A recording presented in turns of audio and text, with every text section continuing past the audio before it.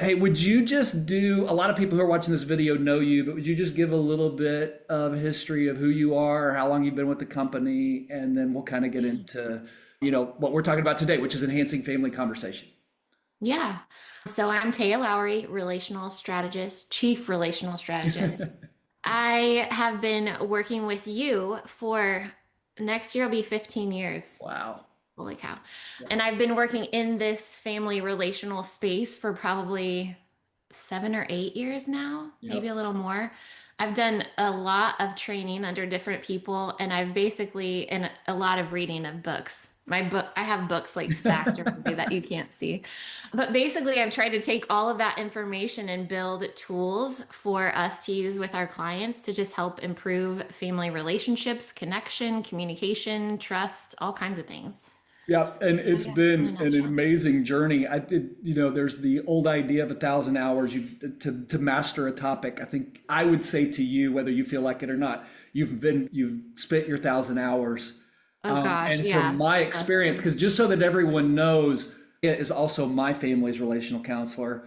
We invite her into conversations with other families, but I also recognize that I don't need to be the relational counselor in my own family. And so Yeah. you have put in your 1,000 hours. You are an incredible expert in this subject, and don't let anyone tell you differently because I've seen your gifting. Let's open up with this. We're gonna get to the tool. So let me tell everybody where we're going. We're going to end up with a very specific tool. But I do want to spend probably the first segment and maybe even a big part of this webinar just talking about the idea of having family conversations. I want to talk about the importance of it and let Taya, of course, jump in here with her expertise. But let's talk about the intentionality around getting around a table. And I really kind of want to start with this idea and would love for you to kind of expound upon it. Is I think the number one reason we wanted to have this conversation and be so intentional here is that so many times in life, it's more about the conversations we almost don't have than it is the conversations we do have. So could you expound more kind of on that idea? Yeah. In fact, there was a quote that I looked up because it's one of my favorites, but I wanted to be sure I got it right. And it's the single biggest problem in communication is the illusion that it's taken place, which is Mm, George Bernard Shaw. I always think it's Bernard Shaw. It's yeah. George Bernard Shaw.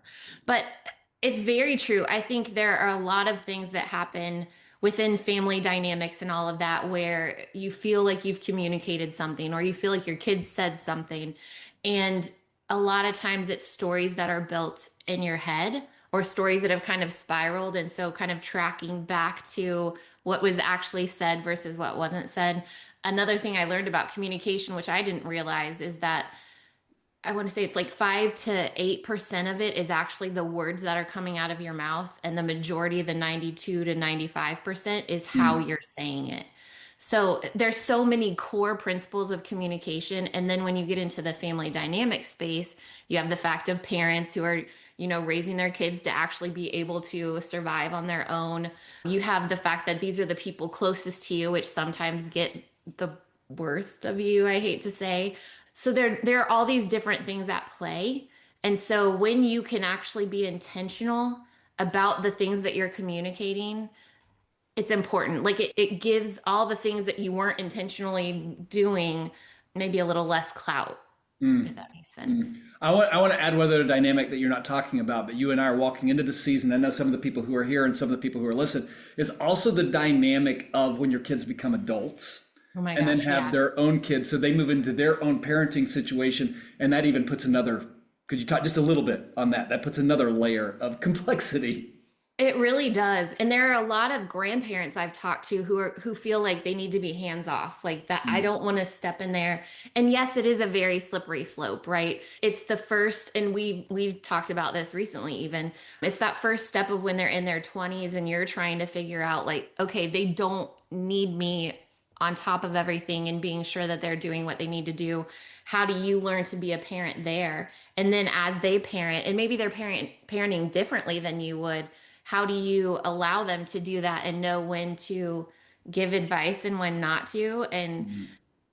be invited is my best advice in that because it's challenging to watch, but that's their journey. And you also have to kind of believe that you have raised them to be good people in this world. Mm. And but there's also the influence that you have as a grandparent to be able to shape some things that maybe are not being shaped within the home. So maybe there's wisdom in a business that you see one of your grandchildren really like showing an interest in a skill or something like that. There are ways that you can still be influencing without taking away from that parenting Mm. piece, you know, or Mm. trying to take over. Just, I would say never underestimate your influence as a grandparent as well. I love that. I want to, as we get into kind of talking about this, into enhancing family conversations.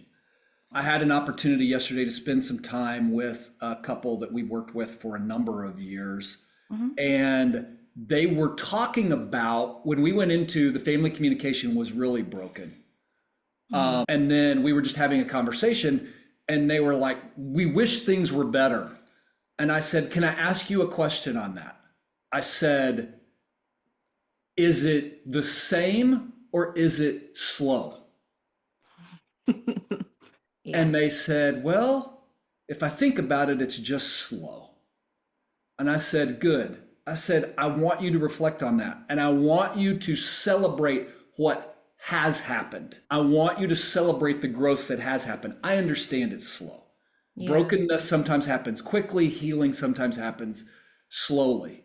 But Yeah. one of the things that I want to just make sure that we talk about real quick is this is not about, oh, lean into this a little bit. This is not about perfection. This is not Right. about getting it completely right. This is about starting a process. And for some families, depending on what's happened in the past, we're trying to enhance family conversations. This isn't about fixing family conversations. So, talk a little bit about sometimes No. even the slowness that goes into this, if you could.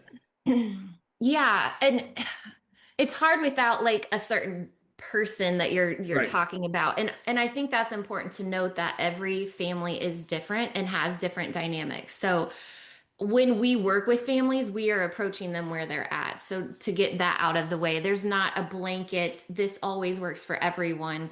But I would say whenever the parents are showing up in a state of curiosity and a state of wanting to listen and a state of trying to figure out, okay, what could I have been doing to contribute to a broken situation, right? And what is it that you could put in place or start to change about yourself that can help repair that Mm. relationship? You making a change can have its own significance in that relationship being healed. It doesn't have to be you two sitting in intensive counseling and all the things because that's not always Yeah. either available or they're not willing to participate. So I would say you can control yourself, you can control what you're doing. What are little things that you can start to change that can help bridge that gap? That's something I love to start with is there's always something that you can be doing to show up a little differently that may have a better influence on how the other person's approaching Yeah, you. but I love how you said that because I think that's relevant to where I kind of want to take this next as we have this conversation is Yeah. enhancing family conversation is simply about starting the process of having the conversations, Correct. Just creating the start. environment to actually Yeah. do it because we started out talking about the conversations we almost don't have. Mhm. Let's create the environment to have the conversations. So talk a little bit about why does conversation build influence? What is it about creating the Mhm. intentional space for the conversation that helps open things up? That quote I was talking about, the illusion that communication has taken place. You as a parent telling your kids something, is that communication? Eh, one may argue with that. I don't know. But I would just think through that a little bit. Me telling you, that's one way, but communication's a two-way street. And so we preach this all over is giving your kids a voice even if they don't give a vote. And that's what I love about this first activity that we are talking about is you're opening up that door to your kids having input. So this is regardless of age too. And I would say a lot of times people think that because their kids are little, they don't have any Mm. they don't have anything to add to that question. But they do. It's just different in how you ask the question. You just kind of word it differently to where they're at in life, but they're going to have input. Yeah. It's just a lot of times we don't even ask the questions, you Mm. know? So starting that young in a way that, you know, as you see these questions, you would be able to tweak it as a parent. You know, you're communicating, you kind of naturally just change your language towards them. But yeah, just asking them questions and really listening. So one of the things we learned was in training I've been through is the Power Four through relational wealth advisors. I trained under them. The Power Four is really getting to the core of listening. Mm, So I don't know how many times you have heard someone say something and you had a response, and all of a sudden you're veering off to like, when is it my turn to talk? And you're almost yeah. like on the edge of your seat. You probably didn't hear the last half of what was said. If you do something like this, so it's reflective listening is kind of the core of what it is, but repeat back, did I hear you say blah, blah, blah? Like whatever it is, you can paraphrase, that's fine. If there's emotion there, you could be like, it sounds like that really hurt that whatever Mm, happened. It mm, forces you to really hone in and listen. And listening is one of the biggest tools to being a good communicator. yeah. Because so often people don't do that. Right. Not really. We're talking about beginning these conversations, voice over vote. I think Hmm. that's an important element. One of the things I don't want to spend too much time here, but when I Yeah. heard that phrase and then it just adopted it as ours, and I don't remember who I heard it from first. I wish it Yeah. was original to me. I guess I don't remember, so now it is original to me. Sure. But this entire idea of the space is about not trying to change your mind. It's about Mhm. making sure that everybody feels heard and their voice is out there. Why then, so this is breaking bread and we're talking about having conversations around a table. Why is getting around a table or a meal so powerful? Why that environment? That's a good question. And you have your own spin on this too, because I know it's been very big for your family. For my family, and mine wasn't our table, it was a table, like Oh, going yeah, out to dinner. For sure. me, that was very much, I had my parents' undivided attention. There wasn't a TV on, there wasn't this going on in this.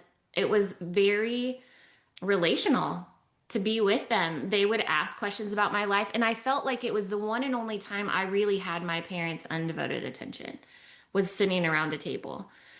I've noticed that with even my in-laws doing Sunday dinners and things like that. That is like our time of regrouping and kind of coming around that. There's also a sense of everyone's at the same level. You're all kind of you're doing something, so it's not intense, Mm. but anytime you can use that as a tool where everyone is around the same table, it's a huge opportunity for connection. And this is an environment, we're going to say this because I've seen some restaurants do this and others like, put all your devices away, Yes. right? This is about Yeah. being present at the Yeah. table. I think the interesting thing is, I love this activity and what it's about. But one of the other things that's been interesting, we just had kids home for spring break and some other things like that, or when Clayton will come home, how many times our kids are like, hey, can we eat at the table? Yeah. When you're busy and you're running around, people eat in different places, or maybe you'll go sit down and watch and eat in front of the TV. But we Mhm. created an environment over time where it's been interesting to watch our kids like prefer, can we just put the phones away and everybody sit around the table? And sometimes it's more formal and sometimes it's not. So this Yeah. becomes, like you said, a place of safety, a Hmm. place of conversation. So one of the other things I think as we dive into this, and we're talking about getting this activity, so we're gonna get everybody around the table, put the phones away. But the other thing is, we talked about voice, not vote, but I think that this is kind of a different way of looking at that, which is every child or grandchild who comes to the table is going to bring with them a different experience of mom and dad, grandma, grandpa, of Hmm. life. Talk a little bit about how those experiences could shape so that parents or grandparents are ready for the way that this conversation is going to go. How does each child's Yeah. experience kind of shape the conversation or the dynamic? Yeah, it was an interesting concept that I had just never considered before. And it actually popped up in my own life recently, which I thought was really interesting. But on social media, because of the type of thing I get interested in, which is relationships and all of that, I get those kind of feeds where psychologists are being interviewed. And one of the things was whoever the interviewer was asking this psychologist, like, I grew up with the same parents as my sister. And so, how is it that we're so different? And he stopped him and he's like, no, no, no. You didn't grow up with the same parents. And he's like, well, yeah. He's like, no, you have male versus female. You have who was the oldest, middle, youngest. how are you experiencing your parents is likely very different because of the stage of life your parents were in at that time. Mm, Don't dismiss that those factors had some sort of an effect on your children and how they are processing things. There's also this, you've seen stereotypes of the birth order, right? The oldest is always the most responsible, and the middle one's crazy, and the younger one's spoiled. Like, that's not always true, but there is that stereotype for a reason, because a lot right. of times that's how they're experiencing the parents. You have to factor that in. I think it's also important when we're talking activities like this and involving everyone, that everyone gets to be heard. Because sometimes in families you'll have the loud one, the one who always has something to say. The other one's just always been kind of back in the background and has never felt the need to really speak up. So being able to provide an environment where everyone gets equal time is Mm. really helpful too, because the ones that are quiet will actually start to learn to, hey, their voice is just as important as anybody else in the family, Yeah. honestly.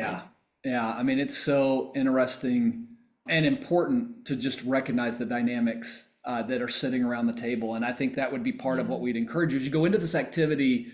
Know that you're going to get different responsiveness from different people in the activity, and that's Mhm. okay.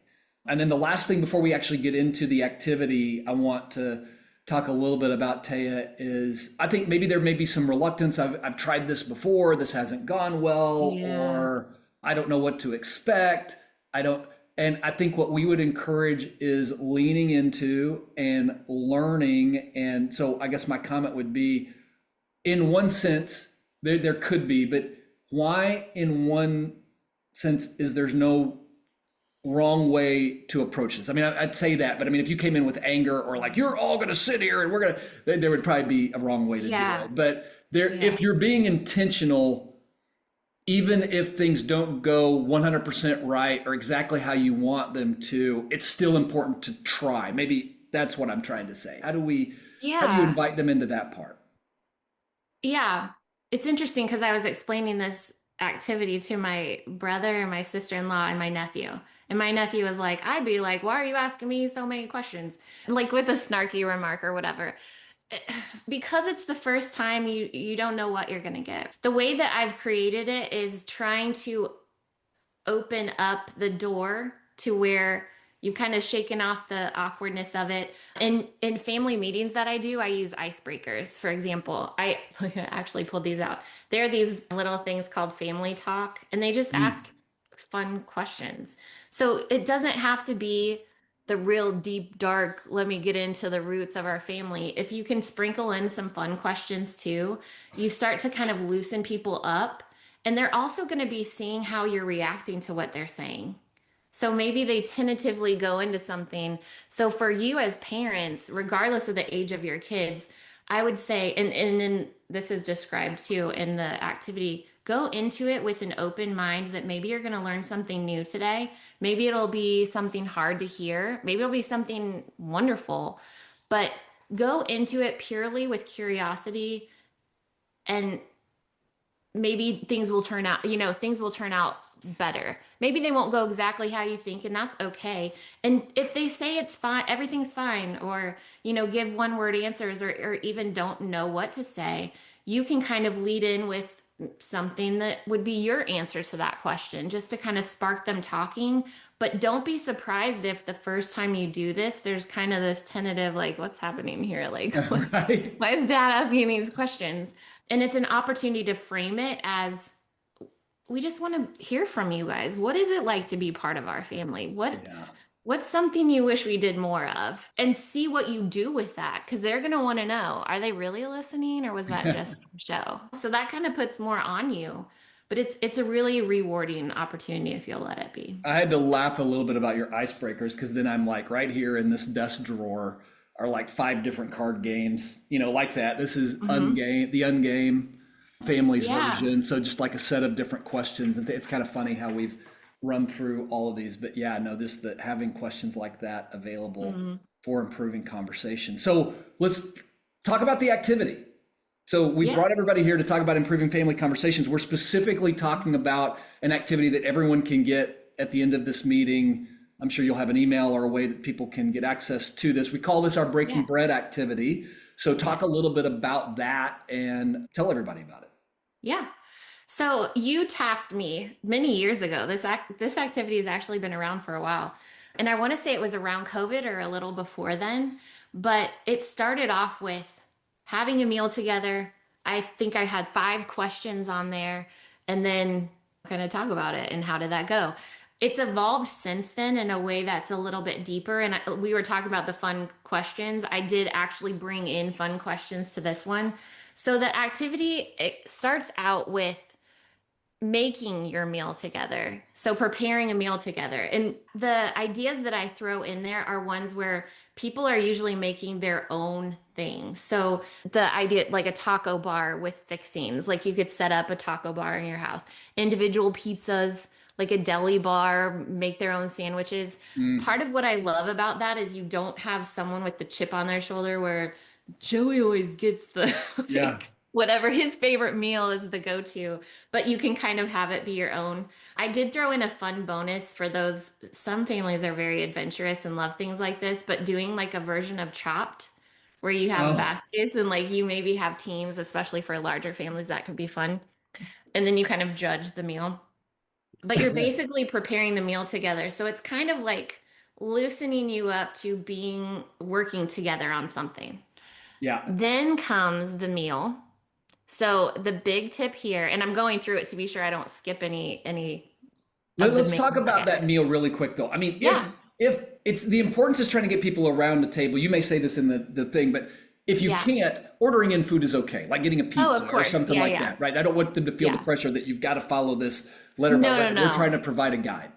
Correct. Okay, awesome. Yes. Keep going. No, well said. Even if you do this at a restaurant, still fine. Absolutely. I bring a list of questions on date nights sometimes with Dan and I just to like spice up the conversation a little bit. So, it'll work. So then you enjoy the meal together. The biggest thing is check your egos at the door. Don't go Mm, into this like, oh, if I hear something bad, like look at all of this as an opportunity for growth, as any feedback should be. It takes absolutely. a while to get to that point if that's hard for you. But so yeah, check your egos at the door. Check, like, try to remove distractions. Sometimes people do baskets where you put your phone or your iPads or whatever, but you really want everyone to be present, especially you. Like, you as parents are going to be the ones modeling, like, kind of what you're wanting this to look like. So the weight is on you just to provide a safe space and let your family know, especially if things have maybe been tense or whatever, let them know this is a safe space. We want this to be a safe space and we want everyone to share honestly.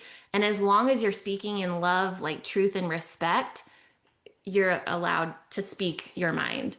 When things start to go off the rails, that's when it's like, let's kind of rein it in and remember we love each other. We are Right. family.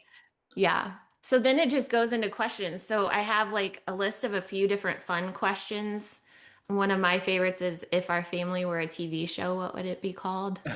But anything like these, and I can send links for these assuming they're still around because I've had them for a while. But you can even Google search or chat GPT like fun Yeah. questions to ask at dinner. And you don't have to ask all of these questions. They're just ideas and kind of sparking conversation. But so you talk through some fun questions, you talk through reflective ones, you can skip back and forth, especially if things start to get tense, kind of move to a fun question and Yeah. and it can kind of be a good reset for you. And then at the end, it's the family celebration circle. And you kind of understand I what do. this is birthed from. But we have done it as the strength I see in you, but it's like that. And so it's basically you focus on one person in the family at a time, and you would go around and say, what is something? I gave 3 different choices. So it's not the strength, it's a genuine appreciation for that person, something you admire in them, or something you enjoy about that family member. And so let's say it was your family. So you're going to focus on Austin. So Clayton would say his thing, Grayson would say her thing, and you'd go around the circle and then you would just keep moving around family members. And what's really been special, and anyone who's experienced this, I've experienced it, you've experienced it, it's never a negative. Yeah. Like it's very affirming. It helps you. Just kind of raise up each of your family members in a way that they likely have not been appreciated or shown that kind of value, and gives them some little nuggets to sit in. Well, I want to add something to that, which is, Yeah. we started out by saying this is about the conversations we almost don't have. What this moment to me really creates is how many times have you looked at someone and thought something special about them, but never said it to them? So what we're Yeah. trying to do, what you're trying to do inside of this moment, and the reason it became so powerful and valuable for us to add it inside the company and other conversations was Yeah. it creates an intentional moment where everyone is getting that out of their mouth and actually saying it and speaking it. Mhm.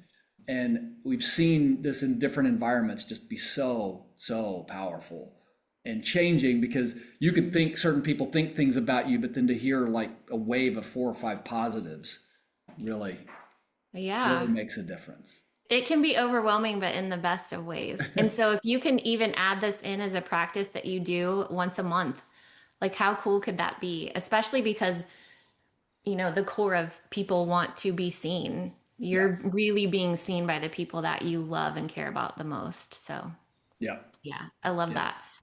And then I also built in bonus features. So, depending on the age of your kids, I have different conversation topics for kids, family talk, 50 great conversation starters for young kids. So, I have a good variation in there. All of those could be used whether you're a grandparent or a parent, but just to spark conversation, it helps get you out of the rut because a lot of people, myself included, will be, how are you? How is school? How is Yeah. this? And you kind of get in these 5 questions, and this helps expand. And a lot of Mm. times it'll give you questions that are not just yes or no answers. So it sparks more conversation. So what does this look like, Tiff? If a family's doing this, how long? An hour, hour and a half? How long are we talking? This is not a whole afternoon. This is not. No, not at all. I would say, I mean, if you're actually cooking the meal together, that's going to be Yeah. however long, or even prepping together, however long that would be, 30 minutes, something like that. And the meal and the conversation can really be as long as you want it to be. What I would do is prioritize the questions you feel like you would want to ask your family first. Just see how far you get. And Yeah. then do it again another time. Like, Right. this doesn't have to be a one and done sort of thing, but the whole idea of this activity is you're starting to open the door to open and honest conversation. How this one turns out will then spark the next time you would want to do something like this. Mm. People will start to open up. So I would say even if you try to do this and it's just maybe it falls flat, or people are quiet, or you feel like you're pulling things out, look at it as an opportunity of, okay, maybe they don't feel like they can really be honest about this, Mm. or how do I help? And then in between this time and maybe if you try it again, look at ways you yourself can be providing more safety with listening and curiosity and kind of going that way, less defensiveness. Defensiveness is the biggest killer of Mm. trust or open conversation. So watch that. And Mm. we talked about this in a recent podcast, but with defensiveness, the best way you can use that is as a tool to look inward and be like, what is that touching in me? Yeah. If someone gives you some harsh feedback of how could I be a better parent to you, and it hits a nerve, rather than lash out and be like, how dare you, la la la. Like it's an opportunity to be like, that kind of hurt. Like I wonder Yeah. if there's gonna be a nugget of truth in that if you'll let yourself hear it. And it's an opportunity for you to grow and change as a parent, which just deepens the connection with your kids. Let's come back and just kind of summarize what we've talked about. So we've got the exercise. Well, a better question, how can Yeah. people get the exercise?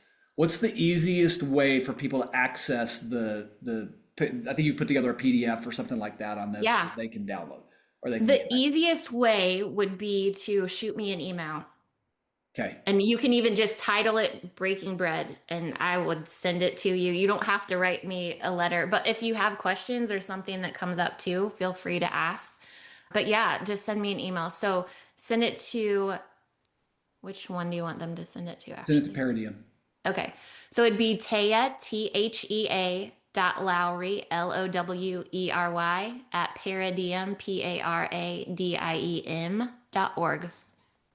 And then also, I think that they could probably send it to, I mean, if again, Info, yeah, info info at at paradiem.org. paradiem.org will Yeah. also we'll get that directed over to Taya. But again, Yeah. put breaking bread in there. If you've got questions, Taya has always been open to making herself available to answer questions or kind of provide direction Of on this course. Yeah. front as you're kind of walking through this. Don't feel like you need to do this alone. That's why Taya works here, is to really kind of help Yeah. families enhance these conversations.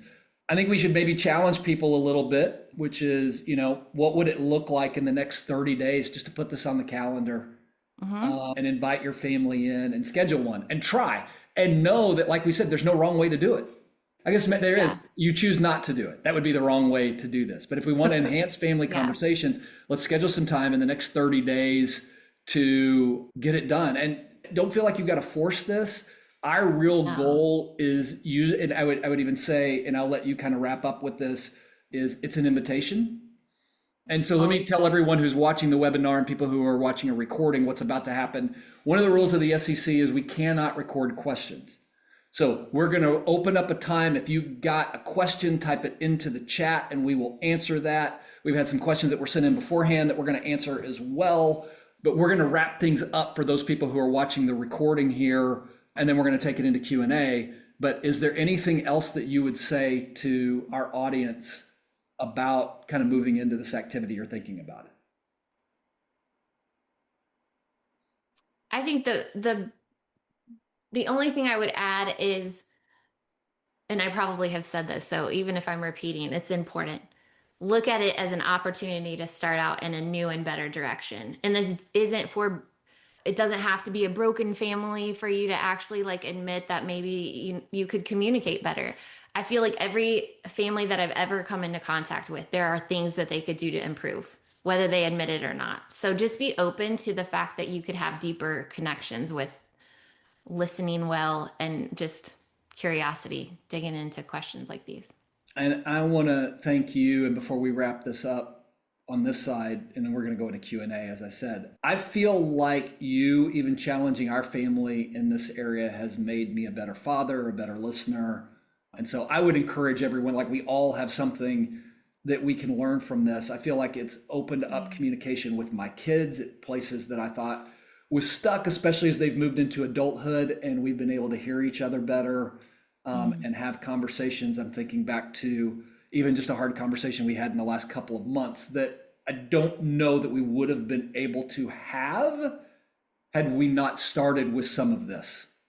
And Yeah. so that's my encouragement to you. And thank you, Taya, for even pushing me on, some of the conversations we're having with our own family. So Yeah. Taya, thank you for being here.